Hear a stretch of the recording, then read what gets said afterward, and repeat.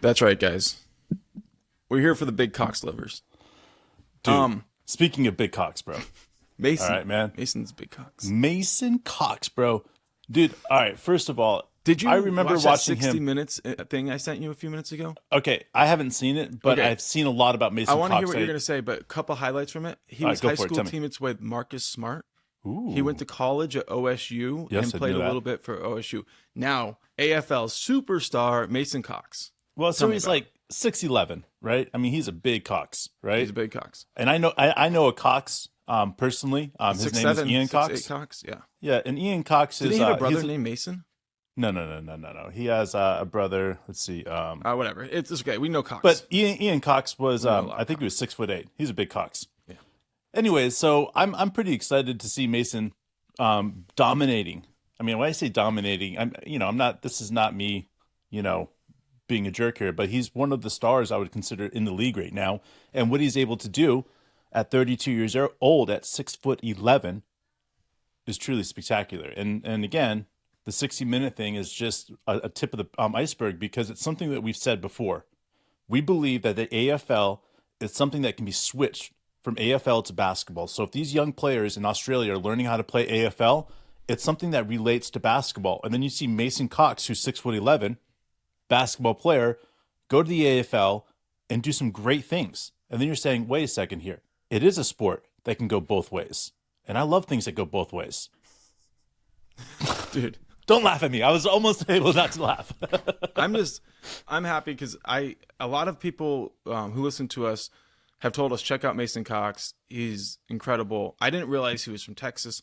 I didn't realize that he was, a Yank as they call him. My daughter just asked me, "What's a Yank?" And I was like, "Well, it depends on who." She's like, "Well, somebody in a book said it." I was like, "Well, if they're in Europe or overseas, a Yank is anybody who is from the United States." So I dig it. I think it's great to see somebody who had that little exposure to a game go and learn it and be so effective. Obviously, there's a lot of skill that's required to learn, and it helped him that he played soccer when he was a kid. Sure. He played some basketball, but listening to Marcus Smart talk about the fact that people used to kind of like joke at him about him being wasted height because he didn't want to play basketball in high school. He was kind of like pushed into it in college, but he found his passion, and like millions of fans are in love with him now. Oh, yeah. And he's starting a trend, I think, hopefully, where we start seeing more Yanks go and play in Australia. I love the AFL. I mean, to this day, there's very few sports that I get really into. And the AFL is one of those sports that, I don't know, like, I get excited about it. Excited about the possibility because we've seen what soccer players do when they're thrown into basketball and they go play soccer at a young age and then they decide to go play basketball at an older age. They got great footwork, great hands, not so much great hands, but great footwork, right? So we see what that happens there. And then we see football players that play basketball. We've seen baseball players that play basketball and the hand-eye coordination. So we've seen that switch over, but we've never really seen like big time success from AFL. So when all of a sudden we're seeing Josh Giddey come through and it's like, holy shit, Josh Giddey played, footy for, a few years growing up. And we saw that transition and what he's able to do with the open floor and the open court. Like it's all goes in hand with the AFL. And it's powerful because now you're seeing, like I said, a basketball player go play the AFL and people are starting to say, hey, look they correlate. They can be played and they can utilize that vision, what they're doing. And yes, size matters, especially that he's 6'11", but because he's playing basketball and there's so much of the same footwork and the aspect of what you're doing with your feet and the fake outs and different things like that, like there's so much that's similar. It just correlates and it's exciting. It is exciting. I'm really pumped up about, learning a little bit about it. Actually, I learned about it today. I'd seen on YouTube a few, videos I should click on. 60 Minutes. I'm like, what is 60 Minutes doing a segment on Mason Cox? Maybe this is 60 Minutes Australia. It wasn't, and it was something that they took a little bit of time to explain a bit about the game and its evolution. There was a point in the 80s where ESPN couldn't afford NFL, NBA games, so they aired AFL games for years. I didn't realize that, and so kind of get a little bit of the history of the game, not much, but mostly kind of understanding how this guy went from Texas, graduated from college without knowing anything about the AFL and began a new life. Exciting stuff. And then, like you said, crossing it over with Josh Giddey, not just Josh Giddey, like the whole crop of elite AFLers who, or I don't know if they didn't make it to like Ben the top Simmons. levels. Ben Simmons, Patty Mills, like all these guys that were really, really good. And then there's like this correlation. It's not, you're not kicking the ball in basketball, but the element of like positioning and, getting the ball, moving to open spaces, throwing the ball to the open spaces where the runners are going. I mean, that's the biggest thing we see Patty Mills and Ben Simmons and Josh Giddey just excel at. Like everybody else is like, whoa, how the fuck did they see that pass? Well, you pass to the open area, right? Because you can have the ball bounce a couple of times and it's not a big deal in AFL, whereas like the NBA, like you want to lead, but you don't want to, like people tend to pass to the open player, not to the open area. And that's absolutely, it's a nuance different, but it's significant when you see Josh passing players into open shots. Yeah. And I think that's what's the best part about it, is that when you have a player that understands spacing like Josh does, because again, it's the upbringing, it's the get to the open space, pass the ball. So there's no, competition of passing the ball. Like, I think that's when we see Josh get the ball outside or out of balance on the side or underneath the basket. We see him excel, because what happens? He doesn't pick up the ball unless he sees something.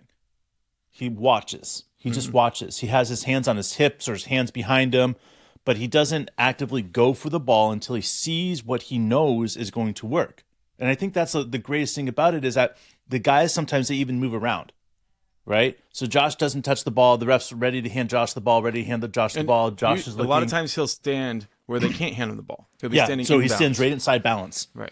Yeah, and he'll dictate where the guys are going. And a lot of time it's just like with the eyes. Like Josh is looking, and then he'll do something with his hands, or it's a slight thing. But the thing that's powerful about it is that there's very few players that are able to be successful doing this, because it takes years, Mark, years, to be able to have a relationship with a player, to be able to talk without verbal communication. And the crazy thing about this is that Josh hasn't had years with these guys. And that's the amazing part. And that's why we keep coming back to it and saying, how good could Josh be? Well, we don't even know how good Josh could be. But the thing is that we do know is that Josh has an incredibly bright future as a future all-star, multi-all-star, and probably a top 5 MVP multiple times in his career in voting. There you go. And that's the thing about Getting Josh. Fired up again. You're going to get some people being like, no way. But dude, listen, when you're an MVP type caliber player, right, you're going to put up crazy numbers like Josh is going to put up, all right? And then on top of that is that if you're getting to the playoffs, it's not uncommon for you to have 2 guys that are finishing in the top 5 for MVP voting. We saw it with Russ and KD, maybe top 7. But the Russ point and is PG. that it's still getting votes in an MVP caliber type player. That's what I see in Josh. And I see that Josh is going to be able to be this bridge between the AFL and the NBA as it continues to evolve. Because the reality is that Josh is 6'9". Some people say he's 6'10", but he's 6'9" with a 7-foot wingspan, plays great defense. He's very physical. He gets downhill. Like, when he matures into a 24-year-old young man, when I say that nobody's going to be able to stop him, like, I truly mean that. I mean, like, think about it. He puts on, 10 more pounds over the next 4 years? Okay? He puts muscle that is huge. He's gonna become big. And then all of a sudden you get him going downhill. Again and again and again. And it doesn't matter who's guarding him. If it's a small forward, he's going to go around him. If it's a shooting guard, he's just going to go through them. And it's the physical contact that he's going to do. And that it's going to be like, what the crap. Because I do think that he can average 20-plus points a game.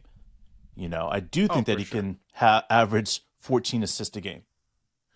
I do think he can do something like that and multiple times in his career. And I think that's why I keep going back to it and saying, with Josh is the key to the dynasty if we ever get one. Because we know that Shea is going to be good. We know J-Dub's going to be good. We know Chet's going to be good. But if Josh becomes an all-star, there's going to be nobody that's going to be able to fuck with our starting 5. Nobody. Because we could have a year where Our players are so good that we have 4 or even 5 guys in the All-Star game. And it's just because we're that good and the rest of the NBA is trying to catch up. I know it's crazy, guys. People are like, no way. There would never be 5 guys that are in the All-Star from one team. But that's where I kind of disagree. Well, because of the positional way. If the Warriors were a little bit better at, adding players. They had 4 They had 1 year. 4, right? If you count Wiggins, right? And then you come out and you're like, that's a possibility depending on how successful the team is. It's an achievement award that comes from winning championships. It doesn't come from just winning It doesn't games. come from anything else except for the respect that, you know what? You've got one of the best teams in the history of the decade, or this decade, and because that will respect you guys. So let me ask you about Giddey a little bit more. Like you were saying, like about it taking years for him to develop for players to develop the chemistry where they know where the other person is going to be. So, but we've heard a lot like Giddey learned how to play. Correct me, anybody who's listening, if I'm wrong here, but he learned how to play within Andrew Gaze's system. I know that's probably not originated with him, but the shuffle, I think, is what they call it, right?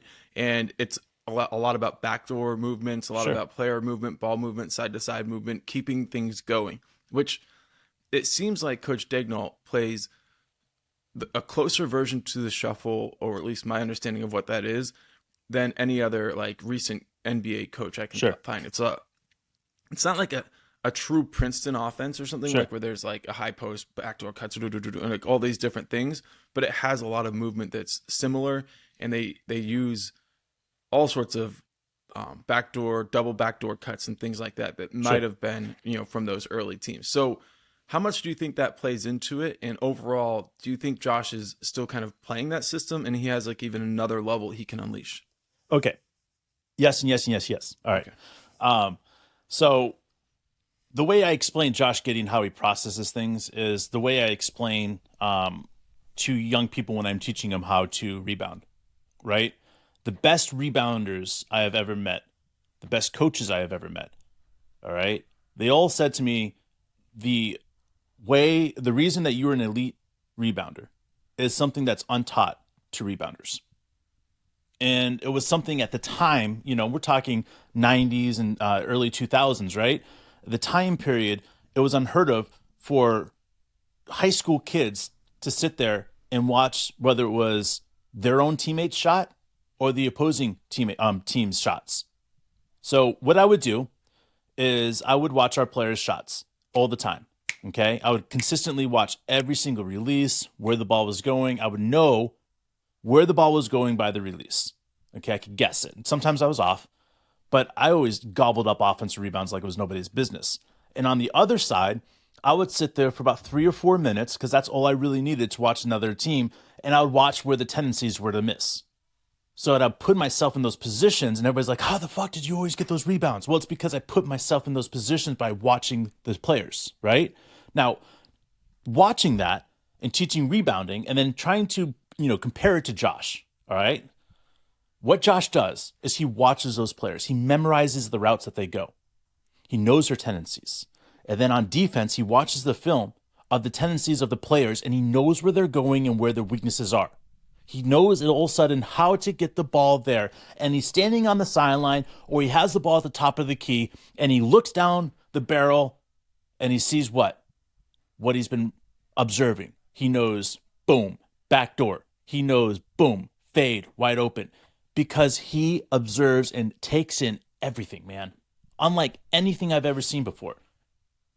It's truly elite and spectacular, and it's something that I look at and I keep on circling and saying, this is why this team is going to excel at such a great level. You're talking about like processing power, right? High IQ processing power. Right, and on top of that, like the ability to observe and have a LeBron James type memory of previous situations and boom, where we need to go forward, what's going to happen next, and be able to see the play before it happens. And there's a couple players that we always bring up and we say, yes, you can tell us why he's not that good. He's not this player. But we say Bird and Magic were 2 players who had like next level processing ability in that they could see the plays happening before they did. Big body guard-ish. Right. that can play both guard and forward or center or whatever they needed to in the position that they were in. Right. Exactly. There's I few of heard, them, guys. I heard about a practice one time where the Lakers were preparing to play the Celtics in the finals, and they had Magic shift over to the scout team, to the second team, to be like, now you be Larry Bird, and we're gonna practice our defense on you. And they said that he did a better Larry Bird impression than Larry Bird, and I think like his ability to shoot the ball was, I think it was just practice, but it was a lot more elite than I think a lot of people did. But he was magic because, he played downhill, he played in the fast break. He didn't just go out there and jack up a lot of shots. And Sure. neither did Larry Bird, but they just thought the game differently. They would lead players with their eyes. They would deceive the defense with their eyes. They would use a lot of different Talk a lot of shit, talk a lot of trash, like Get in getting their players' heads. skin and under, like Josh does that, talking a lot of trash when he goes to the officials and he gets in the player's head without ever talking shit to the players. That's the thing I love about Josh, is that he uses the officials to talk shit to the players. There you go. I've never And- seen it before. Like, I used to think Josh was whining, and then it all hit. Josh is just making the player look stupid. Because what he's saying is like, he's doing this. It's obvious if you just look. Like shit like that, where all of a sudden the player now has to defend himself. It's like, I don't do that shit. Come on, I don't do it. And you see it, guys. I'm serious. He gets in their skin really quickly by not addressing them. You're right, bro. It's next level, and it just shows his gamemanship and his commitment Understanding. to Love. winning the game, winning the possession, and then continuing to get experiences and accumulate, become a better player. Let's jump around a little bit. So last night we saw a couple of games. Sure. The Nuggets did what people expected them to do. I did not want that to happen. I'm sorry. I was going the other way, bro. We saw a little bit of drama. Two really small things. One where KD gets a technical for throwing an elbow at Jokic, which is very similar to the elbow that Jokic threw at the owner, Matt Ishbia. And the thing is, they both flopped very similarly. So it was interesting to see, but that was, whatever. Jokic didn't let up the huddle. What did you think about that? And what did you overall think about, I don't know, the hug out that Matt Ishbia had with Jokic before the game, where he gave him the ball, like, is it over now? Can we move forward? Is that it? Like, well, first of all, that would have never happened if the Suns owner came out and said, like, he should not get suspended. It was just a heated moment. Like, that would have never happened. Because the second he stood up for Joker, then he was like, okay, you know what? Because let's just be honest, Joker was insulting him by calling him a fan. Like so? if a man comes up with billions of dollars to buy a team, and all of a sudden someone says like he's just a fan, that's a big fuck you moment. And what does Ishbia do? He takes the high road. He should never get suspended, whatever, and doesn't get suspended. So of course Joker owed him something, and doing that, it just it reiterates what I was trying to tell everybody, is that he was going the wrong route. He should say that he was part of the team, not that he was a fan. Because making it a fan incident is a whole new situation, and that's what he was doing. Essentially, is recognizing you're not just a fan; you're part of the game, and giving him the ball. There you go. Respect, bro. All right, cool. How do you feel overall about? Okay, so if I'm thinking about this, Yeah, more drama. Game 6 coming up. The Suns need it. They should not let the game get out of hand, right? They should be able to win this game at home. If they lose control of the game, I would expect some antics. Now, say the Suns had PJ Tucker on their team, then I would really anticipate him going down with a fight. sure. No PJ Tucker, maybe no more like big time antics, but I feel like this could be moving toward a brawl. I really do. Not a full blown brawl, but kind of wrestling match in center court. Listen, Suns are going to win. All right, Suns are going to win. All right. Okay, and then it's going to go to Game 7, and that's where all hell could break loose. But the problem is that neither team is going to want to put themselves in jeopardy for the next series. We've seen it happen so many times where one of the players throws a punch or throws an elbow and gets suspended. I think of Zach Randolph and the Oklahoma City Thunder. Like Game 6, at the end of the game, he punches Adams in the nuts. I think you got him right here with the. Oh yeah, whatever. Yeah, punch in the face, whatever it was. But the point the point is that he gets suspended for Game 7, we win.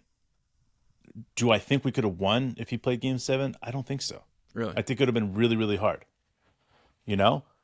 And especially because we were a young team at that moment. So there's moments like that I don't know. Yeah. Yeah. You say Zach Randolph. It makes me think about how everybody for a while was comparing Julius Randle to Zach Randolph. And like they do have a similar style of game, but man, that's really insulting to Zach Randolph because he was a gamer. Dude, he was a beast, bro. He was like a bear. I mean, like the way that he played, like the way he attacked, the way that he like saw the disadvantage and just kept on going. Like Zach Randolph, I always looked at him as being like a player that if he was ever on a championship team would be known as one of those players. But the reality is that he can never get to that championship caliber. And it's hard, man. It's really fucking hard to get to that championship caliber. Yeah, for sure. Speaking of an attempt to make it there, we saw the Celtics get to the finals last year. And this year, they lost Game 5 at home to the Sixers. Now it gets crazy in Boston because they love firing their coaches. They had a huge disappointment with the Bruins. I don't pay attention to hockey that much, but I know they had a historic season and they didn't win it all. So that's not acceptable in Boston. Here we are. Joe Mazzulla is being scapegoated. I watched Jay Williams talk about it. I saw Keyshawn Johnson say, hey, he's learning on the job. People be patient. But we all know people aren't going to be patient in Boston. So I'm pretty sure they just gave him a contract, right? So there's no way they're getting rid of him. But like they'll bring in a good assistant coach, an older assistant coach that's won it before. He's lacking there's plenty of them. End of game execution. And then his answers to the media about, were the Celtics, like, did they want it enough? Were they working hard enough? Were they, did they deserve the win? Basically, he was like, almost like they wanted it too much, and that's why it didn't work. I've seen that before, but man, the Celtics didn't look like a team who wanted it too much. They looked like a team that didn't know how their bread got buttered at the end of the game. We see it every year, bro. I mean, we do. We see it every year where a team just hits a wall. Sometimes that wall is the NBA Finals. And sometimes because they went to the NBA Finals, that wall is much earlier than they wanted to. I mean, we can talk about the team that won it this last year. The Warriors. Right? Okay, we can talk about the team before that actually got their ass handed to them, the Milwaukee Bucks. You know what I'm saying? Like, we can go down this road like championship caliber teams get their asses handed to them once in a while. And it just is the way it is. I mean, I don't know, man. I look at it and I can't help but wonder, some of these teams just made some really big moves as far as players go that shouldn't have been made. And I look at it and I say, I think it's one of those things where, yes, you can blame your brand new ass baby coach, or you can get to the reality of it and recognize that it's the front office that needs to get some shit together. Because you should have never given this job to a young ass player with no seasoned veteran coach in his back pocket to help him through these moments. Because this was a complete fuck up by the management of the Celtics, man. If they want to get rid of him, the only way I think they could get rid of him would be bring Brad Stevens back to the bench. Dude, I don't think Brad Stevens wants that, man. I know he doesn't want it, but sometimes Pat Riley didn't want it when he fired Stan Van. Yes, that's the thing, though. If he came back, Brad Stevens came back and did that whole management, double seat for 1 year to help Mazzulla, then yeah. That wouldn't be called helping Mazzulla. That would be helping Mazzulla find a new job. Well, but we saw what happened with Eric Spoelstra, too, with Pat Riley. Yeah, well, he took over the team, couldn't win. Stan Van Gundy was the winner. So he's the one who was coaching. Pat Riley came back. took the job and then passed it to Spoelstra. He took it I from thought- Van Gundy. Oh, I thought Spoelstra had it for 1 year, and then Shaq and they couldn't get it done, so he came back. I could be wrong. It was Stan, bro. It was Stan who got Blame royally it on fucked. Stan. I see what you're saying. Stan got royally fucked, and then they were Pat Riley was like, I can't do that again. And look, Stan Van Gundy's forgiven him. It seems like because he doesn't seem bitter about it, but like those were his championships. I guess what they won with Shaq and Dwayne Wade. So, I mean, but if he had done that one, then maybe he gets those LeBron, D Wade, Chris Bosh championships too, because they probably would have stuck with him as the coach. So really, Pat Riley, he fucked over 2 Van Gundys, one by leaving the Knicks and one by taking Miami back over. So hey, they both work for TV now, so that's fine. Fine by them. But I got it. Like, with that being said, is working for TV. I feel like is coach money with better schedule. Like these guys are making $5, $6, $7 million a year by being analysts, on television. And bro, like, yeah, it's good money. Like, it's good money, and I think it has probably way better hours than having to go to 82 basketball games and 100 and something practices. And dude, I met this guy, Billy Cunningham. He was a MVP back in the day, and he made enough money because he took part ownership of an ABL team, and he left the NBA after he won MVP championship. Went to the ABL, part owner, then the ABL gets bought out by the NBL, so then he's a part owner of the NBA team, and he gets tens of millions. So he was telling me that ABC every year recruits him. This was a decade ago, but recruits him to do their games. And I was like, well, why don't you do it? I mean, he said, well, I don't like going to the West Coast a few times a year. So he basically turned down that $6-7 million a year job. But he had 2 championships, one where he was coaching Moses Malone and Julius Erving, Dr. J for the Sixers and stuff. So one as a player. Elite guy, 76ers history, North Carolina, Tar Heel alumni, one of the 50 greatest in NBA history, and doesn't need to work anymore. And I look at the Van Gundys and I'm like, man, they're working hard. You know who's not going to have to work for very long, bro? Who's that? JJ Redick. JJ Redick has turned himself, he's everywhere. It's like, I know, dude. You know what he's like? Impressive. He's like the Nick Cannon of the NBA now. Like Nick Cannon's like the host of every fucking show that you accidentally watch, and you're like, all right, I'm never watching it. Fuck. Why am I watching Nick Cannon? Why is Nick Cannon here? Well, JJ Redick is like everywhere on YouTube. He's everywhere on ESPN, and now he's showing Twitter, up and he's doing the games. TikTok. I know. It's like you can't escape him, and that's fine. I grew up as a Redick fan. Oh yeah, Duke, man, I love watching Redick dominate. He got so much visceral hate from everybody, and he fed off of it. But like, and by the way, I like him a little bit more now that he's an announcer because I like hearing how his brain works. But it's like he's everywhere. He's like the Ryan Seacrest of everything. I love it, dude. I like him. I think that the way that he explains things, and again, he doesn't stand for stupid players.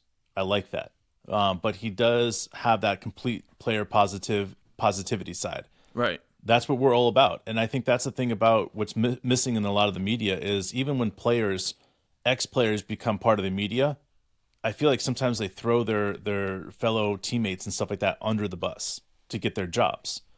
I love the fact that JJ's like, fuck that shit. Like this is all about the positive side of stuff. Yeah, if somebody wants to bring a gun to a nightclub, I'm going to throw them out under the table for that shit because that's stupid. Right. That should never happen. But I love JJ. I love the fact that it's players, and he's always trying to promote the positive side of these guys, and that's perfect. Absolutely. And there was a lot of conversation around Giannis and him saying, hey, there's no failures in professional sports and stuff like that. And I really appreciated like former players who have podcasts or platforms who took time to really elaborate on what Giannis was saying and not just give it like a headline type treatment. Just be like you compete for 82 plus games every season, right? You're gone on the road most of the year. You don't get to see your family that much. You don't get to hang out with your friends that much and everything. And then it's over and everybody's like, failure. And it's like, is it? Was it? I don't know. It's debatable. So well, what's up? What's up? Salty, I want to say this. Josh loves Oklahoma City. We love Oklahoma, or we love Josh too. And one of the reasons that Josh is going to love Oklahoma City, and what I truly believe is that Josh is going to get a max contract throughout his career. He might even get two, meaning the fact that he could end up making someplace close to $250 million in his career. So for me, I truly say this. I hope he makes that money in Oklahoma City. I really hope he makes that money in Oklahoma City, because he's one of those players that I look at and I want to see the longevity of him. I do think that he could end up making 25 million plus a year for an average of 10 years. And I think that's something that's crazy if you think about it. Yeah, and if you think about back when we were listening to Chet's family being talked to in the media, the Minnesota media, right before the draft, like his parents did a really long interview. It was like 45 minutes, I think, and it was really insightful. And one of the things Chet's dad said was just that, like, it's not the first contract in the NBA. The first contract is good money, but it's that second contract. If you reach that one at a max level, it's crazy how much money that is and how long it can affect your life positively. Not just your life, but like the generational right lives. Generational wealth, if you take care of it. Right. And I think that's one thing that was really important to the Holmgren family, was that the team that picked him was thinking not just about like getting the most out of him when he was young and then, rushing him back from anything that would happen to him, which turned out to be a little prophetic there. And I think when you see that and you're like, okay, and then you think Josh Giddey, his family, his countrymen, his supporters that loved him before we loved him in Oklahoma City, they must feel very good that Oklahoma City is the right place for Josh to have the longest, healthiest, best career he could possibly have. And anybody who questions it, just go watch. Go watch any playoff game right now. And it's filled up with former Thunder players. Jeff Green, Kevin Durant, Cameron Payne. Where's Chris Paul, bro? What happened to Chris Paul? Let me ask you, bro. Is this his legacy? I'm sorry to change the subject so drastically, but I'm just like, all of a sudden I'm sitting here being like, Chris Paul, like, playoff. Dude, he's going to be back game 6. He's back next game. Where is he? He's on the bench every single year. He can't make deep playoff runs. Is that his legacy? Dude, this is why the Oklahoma City Thunder laid the groundwork of how to take care of Chris Paul for the Suns. And then you know what the Suns did? Because the only time that Chris Paul has been able to stay healthy into game 7 of any game 7, I feel like, is with the Thunder. And he was very healthy at the end. And that was the thing, is that you have, like, that's why. Trash load management if you want, but do you want the stars playing in the playoffs when everybody's watching or not? To me, oh man, this is going to get me hyped, bro. Talking about our people used to get so pissed, and I understand the whole concept of load management. I understand the whole idea that we want certain players playing at this certain time, but you know what I'm not willing to give up is a healthy team. If you take care of the players and you play them between 50 and 75 games, depending on their age, depending on their structure of their bodies and their bone structures and all that other stuff, right? 75 to 55 games. I mean, you could go 70 to 50 if you want, whatever. But if you keep it in that range, you're going to have a consistently healthy team late in the playoffs. Okay? Like that's what the Thunder have done. I look at this and I say, teams like the Suns, teams like, every fucking team out there that use their players so much, what's going to do is at the playoffs, you see teams that are shooting like 25% from 3-point range, and like they're tired, they're not hitting free throws, right? When you're playing against a team that's well rested in the playoffs, it's hard because they just keep coming at you, and you got to keep your 7 games, your starting 5 out there, or 7 guys, top 7 guys out there. That's hard. That's why it's important for the Thunder to keep this rotation up, keep the guys healthy, keep them sifting in the bench and making sure that they rest. Of every 7-8 games, they get a rest. Especially specific games. You can circle them like they call them schedule losses, or, you end up traveling the day after a home game, right? And then you're on the road the next day, like back to back, those types of ones, those are really tough.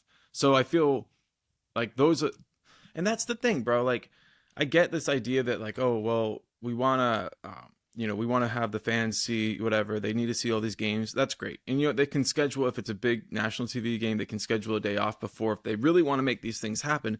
But in the end, there's nothing better than having, like you said, healthy teams. And why is it that Chris Paul's 1 year with the Thunder was seen as like an oasis amongst the desert? It was because teams that are player-centered, teams that use not just advanced analytics, but also advanced science to come up with a plan and understand okay, this is a season that's going to last 80, maybe 90 games. Say 90 games if you're going to make it to the first round of the playoffs, right? So 90 games in, how do we make sure you're at your best? Now, at 90. Now, nobody else is thinking that. They're like, we want to be our best at 50 and then hold it. Well, guess what? Chris Paul can't hold it being his best midway through the season and then make it all the way through the playoffs. We've seen that with the Hornets. I could go on and on and on. But it's because the load management, man. You're killing one of the greatest point guards of all time. Like, this is what I've always hated about the NBA is that when an NBA player is done, how many of them have you ever seen that have straight fingers? How many of you have ever seen that have knees that are good and backs that are good and necks that are good without limping and stuff? Walks without, you don't see it. Right. I mean, I guess with this with any professional sports, but it's so hard on the body, and it's because they play 82 games in a season and all these practices and all this stuff, in the off season. That's why it's important for the Thunder to look at it and say, listen, if Shea and Dort and all these guys are going to play in the national team, and they're going to play 15 games in the national team or something like that. Mm-hmm. We need to make sure that we're the ones that are load management. And then on top of that, we contact, Canada and say, these are our requirements. Mm-hmm. These are what we do with the players. We would like you guys to do the same. And they will, because it's about making sure they stay, connected through this all. That's what's important. Because if you can continue to do this and all of a sudden that 15 games, because their load management is down to 12 games, and then you take their, 10 games they missed, 7 games they missed during the regular season, and now they are only playing 86 games right now, right? If they make the playoffs, that will shrink because you're not going to have them play on the national team right away. Mm-hmm. So that will shrink again, So there's certain things that, to me, I'm looking at it and I can't help but say, if we do things properly, we have an opportunity for this team to stay healthy through it all. And that's bigger than anything else that I can ever imagine and expect, because that's how, dynasties are won, like staying healthy and getting back and back and back to the same situation. It doesn't matter if you're the 4 seed or the 6 seed. Like, if you're a championship caliber team, even limping into the playoffs, you're dangerous as fuck. Nobody wants to touch that shit. Yeah. Hey, Frank, I'm glad you showed up. You asked us a question yesterday, I think, about Bryce Sensabaugh and a few other players. I didn't get to all the guys, but I watched some highlights of Bryce, and I was really, really impressed with his game. Physicality, Ohio State. I think he's a 2 guard, but he's 6'6". He's got real strong body, and he can shoot lights out. I think he has a lot of James Harden in him. His age is good. I'm a big fan. So anybody else who has players you want me to check out, send it over. Frank, I'll be honest, if we got him at 12, I would be so stoked. Now, when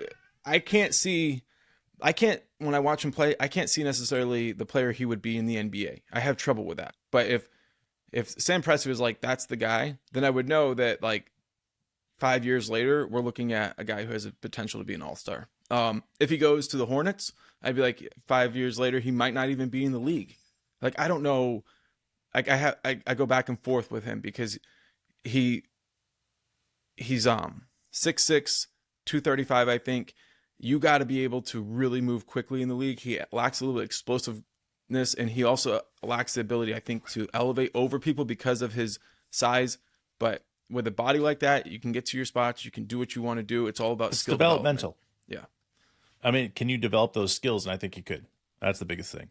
So I know Truman, by the way, in Oklahoma. Turman.